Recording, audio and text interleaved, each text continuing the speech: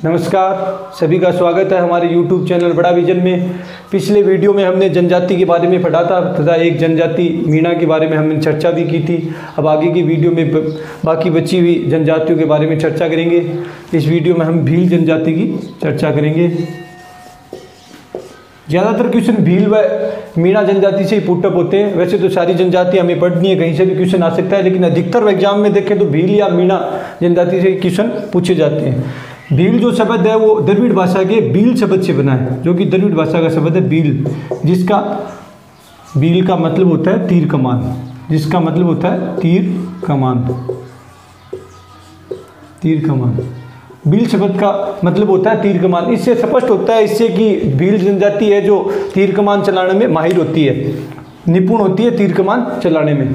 और मीणा के बाद में सर्वाधिक पाई जाने वाली जनजाति है ये। मीणाओं के बाद में दूसरे स्थान पर सर्वाधिक पाई जाने वाली, दूसरी सर्वाधिक पाई जाने वाली जनजाति, दूसरी सर्वाधिक पाई जाने वाली जनजाति। राजस्थान में दूसरी सर्वाधिक पाई जाने वाली जनजाति है मीणाओं के बाद में। सर्वाधिक मीणा जनजाति यहाँ पाई जाती है, जो जनजाति का 47% है, और ये 24.38% जनजातियों का भीलों का सबसे प्राचीन जनजाति है भील। भील जो है सबसे प्राचीन जनजाति है और सबसे ज़्यादा जनजाति है मीणा, और मीणाओं के बाद दूसरी सर्वाधिक पाई जाने वाली जनजाति है राजस्थान में भील। महाभारत में इसको निषाद साहित्य या महाभारत में भीलों को निषाद नाम से निषाद नाम दिया गया है। निषाद महाभारत में भीलों को निषाद नाम दिया गया है। और महाभारत जैसे ग्रंथों में भीलों की चर्चा है, तो इससे हम ज्ञात हो सकता है कि भील सबसे प्राचीन जनजाति है। और भील जब महाराणा प्रताप और अकबर का युद्ध हुआ था, उस टाइम भी भील महाराणा प्रताप की तरफ से लड़े थे। भीलों की सेना थी जिसका हराउल जस्ते का नेतृत्व कर रहे थे राणा पुंजा जो थे सहयोगी थे राणा प्रताप के, जो भील सेना के हराउल जस्ते में थे राणा पुंजा। और अब मेवाड़ के राज चिन्ह में एक तरफ राणा पुंजा का चित्र जरूर मिलता है। वहाँ भीलों के नेतृत्व करता थे राणा पुंजा, जिनका मेवाड़ के राज चिन्ह में आज भी उनकी तस्वीर मिलती है। जहाँ भील निवास करते हैं उस क्षेत्र को भोमट बोलते हैं, उस क्षेत्र को भोमट, जहाँ भील निवास करते हैं। भीलों का निवास स्थान या जो क्षेत्र जहाँ ये निवास करते हैं उस क्षेत्र को हम भोमट बोलते हैं। और एक भोमट और बोराट और भोमट में फर्क है। बोराट जो है गोगुंदा व कुंभलगढ़ के मध्य एक फटार है, गोगुंदा व कुंभलगढ़ के मध्य एक फटार है जिसका नाम है बोराट। और भोमट होता है जहाँ भील निवास करते हैं। भीलों का निवास क्षेत्र जिसे भोमट कहते हैं, और एक बोराट जो मिलता जुलता शब्द है, गोगुंदा व कुंभलगढ़ के मध्य फटार है जिसे बोराट कहते हैं, और भोमट है भीलों का निवास क्षेत्र। कट बोराट आवर थे भोमट से प्यो जो फटार बना। अब मीणा अपने घरों को मोहल्लों को क्या बोलते हैं, उनकी शब्दावली, उनके बारे में हम चर्चा करेंगे। टापरा व कू।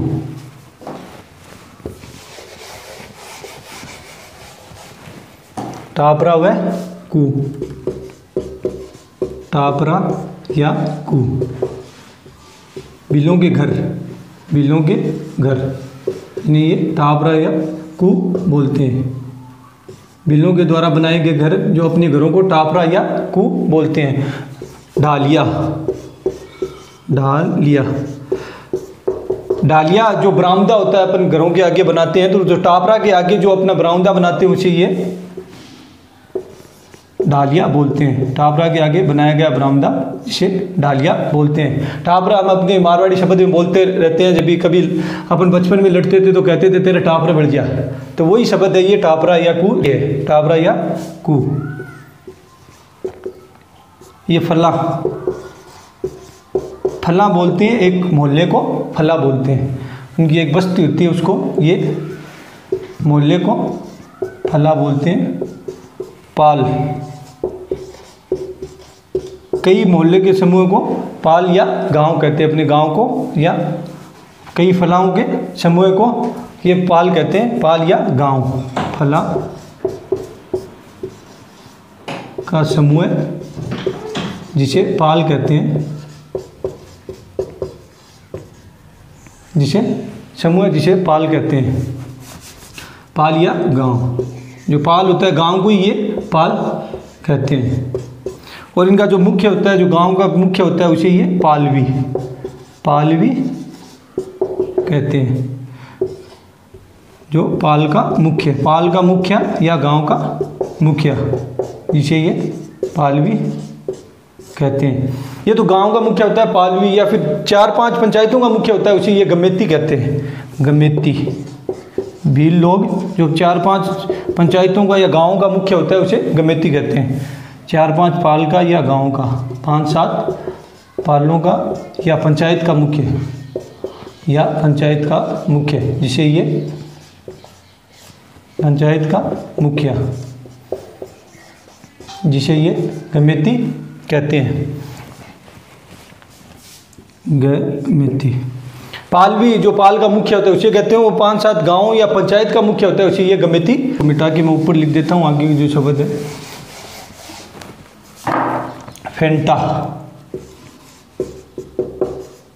फेंटा या फेंटा बोलते हैं। ये जो सापा बांधते हैं, केसरिया, लाल, गुलाबी रंग का सापा बांधते हैं, उसे ये किसी भी कलर का सापा बांधते हैं उसे फेंटा बोलते हैं। सिर पे बांधे जाने वाली पगड़ी, बांधा जाने वाला सापा या पगड़ी, सिर की पगड़ी लिख देते हैं। लाल, केसरिया या गुलाबी रंग की पगड़ी। एक होता है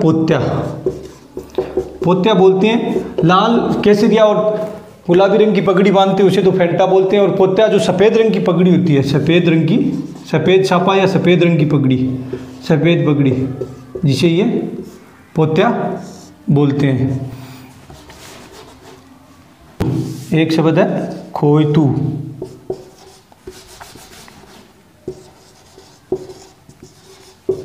खोयतू है कमर में बांधे जाने वाला वस्त्र, कमर पर पहने जाने वाला वस्त्र या कमर में बांधा जाने वाला वस्त्र खोयतू। और डेफाड़ होता है कमर से घुटने तक पहने जाने वाला वस्त्र, पुरुषों द्वारा कमर पर बांधे जाने वाला वस्त्र।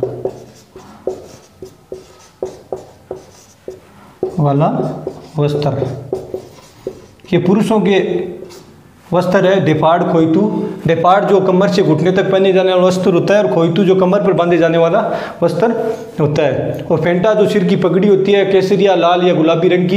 एक पोत्या होती है जो सफ़ेद पगड़ी होती है, जो कलरफुल नहीं होती है, सफ़ेद पगड़ी होती है, उसे भील पोत्या बोलते हैं। इसके बाद कछाऊ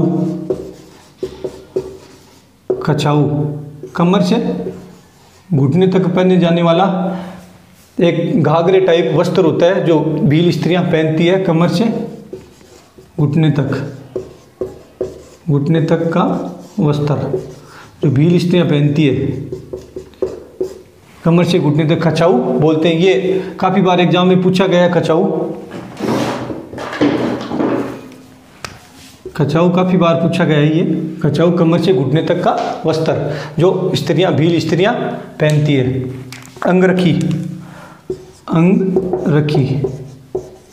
बदन को ढकने का वस्त्र या बदन को ढकने का वस्त्र अंगरखी बोलते हैं। अंगरखी बोलते हैं। ये तो वस्त्र हो गए। इनके शब्द होता है एक फायरे।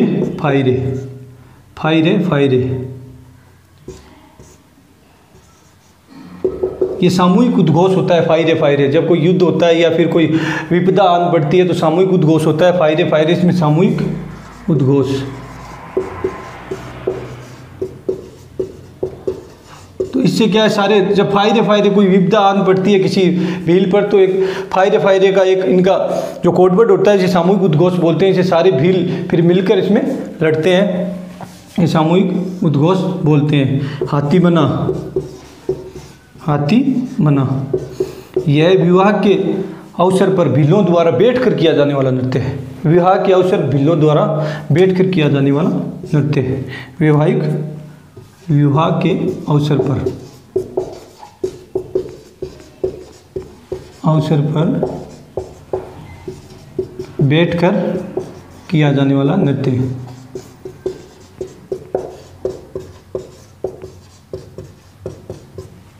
ये मोस्ट इम्पोर्टेंट है। हथीमना पूछ लिया गया एक दो बार एग्जाम में, कंपटीशन एग्जाम में। विवाह के अवसर पर बैठकर किया जाने वाला नृत्य निम्न में से कौन सा है भीलों द्वारा? तो इसमें ऑप्शन में हथीमना, गेर, गौरी सब थे, तो इसमें हथीमना ऑप्शन सही होगा। उसके बाद हाथी वेंडो, एक हाथी वेंडो शब्द भी है, हाथी वेंडो। ये एक तरह का अनूठा विवाह है, अनूठा विवाह है एक तरह का, जिसमें किसी साल के वृक्ष या पीपल के वृक्ष के चारों ओर फेरे लिए जाते हैं। अनूठा विवाह जिसमें किसी साल या पीपल के वृक्ष के चारों ओर फेरे लेकर विवाह संपन्न किया जाता है, विवाह संपन्न किया जाता है, संपन्न किया जाता है। एक हाथीमना और एक हाथी वेंडो दोनों अलग अलग है। हाथीमना विवाह के अवसर पर भीलों द्वारा बैठकर किया जाने वाला नृत्य है, और हाथी वेंडो एक अनूठा विवाह का प्रकार है जो कि किसी साल पीपल के वृक्ष के चारों ओर फेरे लेकर संपन्न किया जाता है। हरज व लाडी, हरज व लाडी,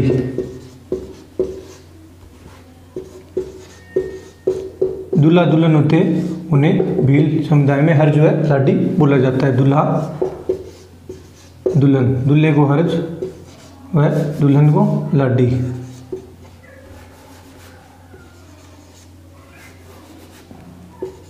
दूल्हा दुल्हन, हरज व लाडी बोला जाता है। भील समुदाय में दूल्हा दुल्हन को हरज व लाडी बोला जाता है। यह पहाड़ी भागों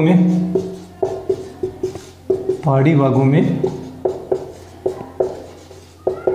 घास को जलाकर की जाने वाली खेती है। पहाड़ी भागों में घास को जलाकर की जाने वाली खेती को चिमाता कहते हैं। और दजिया इसी प्रकार की खेती है, दजिया या वालरा, जो कि मैदानी भागों में की जाती है। मैदानी भागों को जलाकर की जाती है, मैदानी भागों में जलाकर की जाने वाली, भागों में घासों को जलाकर की जाने वाली खेती,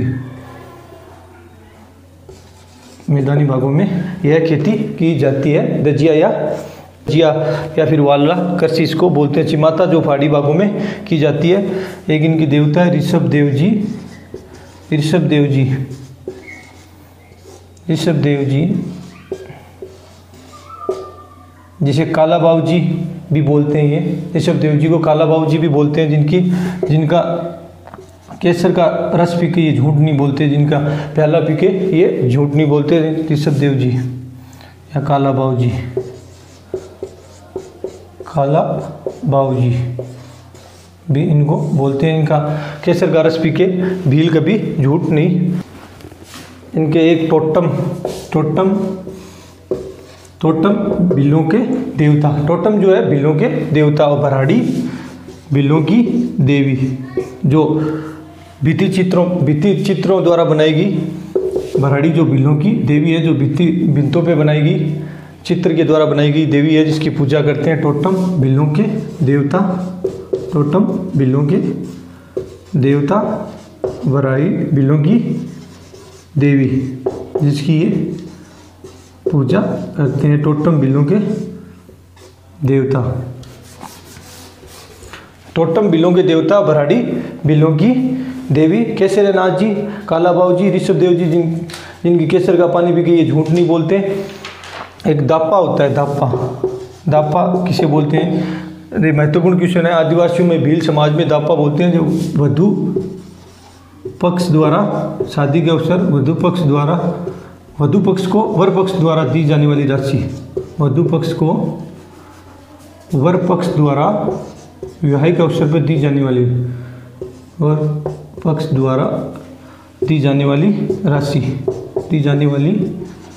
राशि, जिसे दापा प्रथा कहते हैं, जिसे भील दापा प्रथा कहते हैं। महुआ का पेड़ होता है, जिसकी भील शराब बनाते हैं। महुआ के पेड़ की शराब बनाते हैं, महुआ के पेड़ की। इनका एक धाम है जो बेणेश्वर धाम सोम माई जाखम के त्रिवेणी संगम पे बना है बेणेश्वर धाम डूंगरपुर में। बेणेश्वर धाम जो डूंगरपुर नेवटपुरा डूंगरपुर, कई बार पूछ लेते हैं गांव का नाम भी, तो नेवटपुरा जो कि डूंगरपुर में स्थित है। नेवटपुरा बेणेश्वर धाम जो कि सोम माही जाखम और जाखम इसके त्रिवेणी संगम पे बेणेश्वर धाम बना हुआ है। जी हाँ, माघ पूर्णिमा को मेला लगता है। बेणेश्वर धाम जो नेवटपुरा डूंगरपुर में सोम माही जाखम के त्रिवेणी पे स्थित है। बेणेश्वर धाम जो इनका पवित्र स्थल है भीलों का, और मेला माघ पूर्णिमा को यहाँ मेला लगता है बेणेश्वर धाम में। नेवटपुरा डूंगरपुर में स्थित है। ये काफ़ी बार आ चुका है एग्जाम में। और बेणेश्वर धाम, और इनमें एक पंथ है उंदरिया पंथ या उदरिया पंथ, भीलों में प्रचलित ये पंथ है। भीलों में प्रचलित उंदरिया पंथ प्रचलित ये पंथ है, जिसे उदरिया पंथ या उंदरिया पंथ कहते हैं, जो भीलों में प्रचलित है। पाखरिया किसे कहते हैं?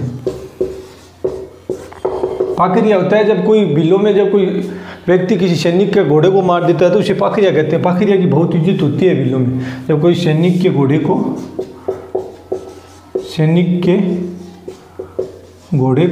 मार देने वाला जिसे पाखरिया कहा जाता है। भीलों में पाखरिया कहते हैं जो सैनिक के घोड़े को मारते हैं, उसे पाखरिया कहते हैं। इस पाखरिया की बहुत इज्जत होती है भील समाज में। एक घोटिया अम्बा का मेला, इनका एक स्थित स्थल है घोटिया अम्बा का मेला, जो कि बांसवाड़ा में लगता है। बांसवाड़ा में घोटिया अम्बा का मेला लगता है, जो आदिवासियों का मेला लगता है, घोटिया अम्बा का मेला। इस तरह ये भील का चैप्टर खत्म होता है। भील शब्द जो भील के द्रविड़ शब्द से बना है, भील द्रविड़ शब्द से बना है, जिसका अर्थ तीर कमान होता है। जिस स्पष्ट है कि भील तीर कमान चलाने में निपुण होते हैं। और पाखरिया सैनिकों के घोड़े को मार देने वाले को पाखरिया कहते हैं। इस तरह भील खत्म होता है। हम आगे चर्चा करेंगे सांसी जो कि एक जनजाति नहीं होगी, अनुसूचित जाति है, 80 में आती है सांसी बजट। कहा जाता है कि सांसमल व्यक्ति से, सांसमल नामक एक व्यक्ति था जिससे सांसी जाति की उत्पत्ति हुई। सांसमल नामक व्यक्ति से सांसी जाति की उत्पत्ति मानी जाती है। सांसमल व्यक्ति थे। और सांसी जाति की जो उपजातियां बीजा व माला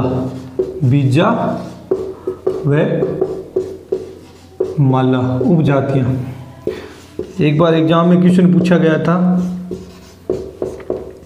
कि निम्न में से पूछा गया था बीजा व माला उपजातियां किससे संबंधित है, तो इसमें ऑप्शन में सांसी, ग्रासिया, शहरिया सब आए थे। उसमें ऑप्शन सांसी सही होता।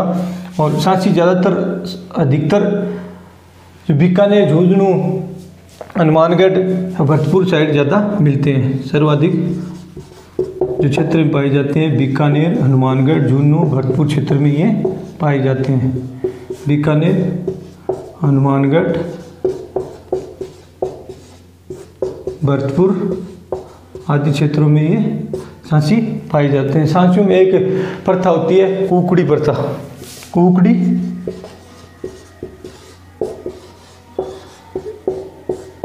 प्रथा होती है। कुकड़ी प्रथा क्या होती है? जब स्त्री के विवाह से पहले एक चरित्र परीक्षण होता है, जिसे कुकड़ी प्रथा कहते हैं। ये कुमारिया परीक्षण भी बोलते हैं। कुमारिया सरकारी भाषा में कुमारिया परीक्षण बोलते हैं। चरित्र का परीक्षण होता है। स्त्री के विवाह से पहले चरित्र का परीक्षण होता है।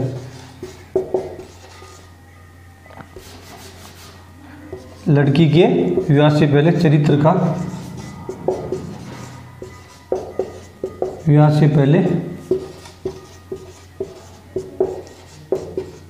चरित्र का परीक्षण या उसकी परीक्षा, जिसे कुकड़ी प्रथा कहते हैं। लड़की के विवाह से पहले इसका चरित्र का परीक्षण किया जाता है, इसे कुकड़ी प्रथा कहते हैं। इसकी 2 उपजातियाँ मिर्जा व माला। मिर्जा व माला माना जाता है सांसवन नामक व्यक्ति से सांसी जाति की उत्पत्ति हुई थी।